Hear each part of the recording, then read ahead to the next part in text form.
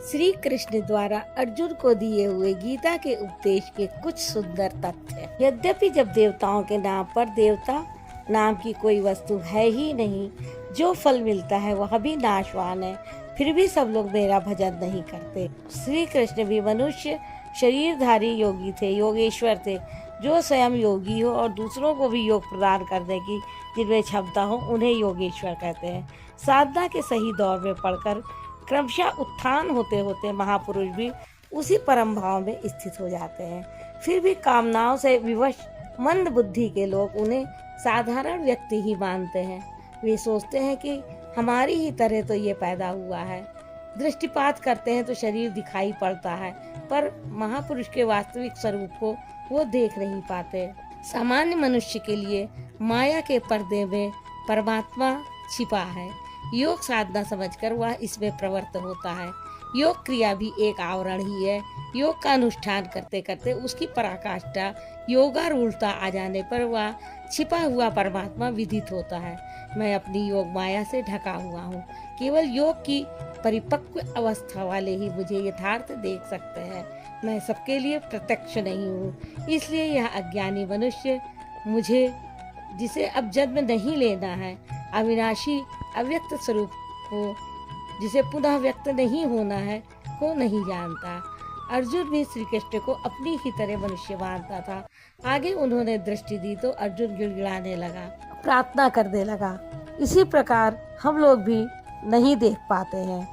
अर्जुन, मैं अतीत, वर्तमान और भविष्य में होने वाले संपूर्ण प्राणियों को जानता हूँ, परंतु मुझे कोई नहीं जानता।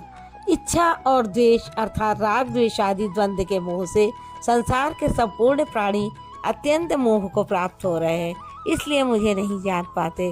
परंतु पुण्य कर्म करने वाले जिन भक्तों का पाप नष्ट हो गया है, वे राग द्वेष आदि द्वंद्व के मोह से भली प्रकार मुक्त होकर व्रत में दृढ़ रहकर मुझे भजते हैं। जो मेरी शरण में आकर जरा और मरण से मुक्ति पाने के लिए प्रयत्न करता है, वह पुरुष उस ब्रह्मा को, संपूर्ण आध्यात्म को और संपूर्ण कर्म को जानता है। जो पुरुष मुझ में समाहित चित्त वाले, वो पुरुष अंतकाल में मुझको ही जानते हैं, मुझ में ही स्थित रहते हैं और सदैव मुझे प्राप्त करते हैं।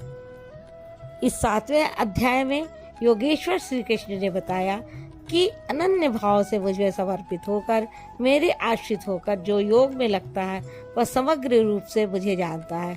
मुझे जानने के लिए हजारों में कोई बिरला ही प्रयत्न करता है और प्रयत्न करने वालों में बिरला ही कोई जानता है। वह मुझे सर्वत्र व्याप्त देखता है। 8 भेदों वाली मेरी जड़ प्रकृति है और इसके अंतराल में जीव रूप मेरी चेतन प्रकृति है। इन्हीं दोनों के सहयोग से पूरा जगत खड़ा है।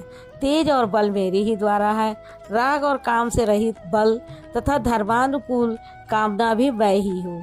जैसा कि सब कामनाएं तो वर्जित है, लेकिन मेरी प्राप्ति के लिए कामना करे ऐसी इच्छा का अभ्युदय होना मेरा ही प्रसाद है। केवल परमात्मा को पाने की कामना ही धर्मानुकूल कामना है।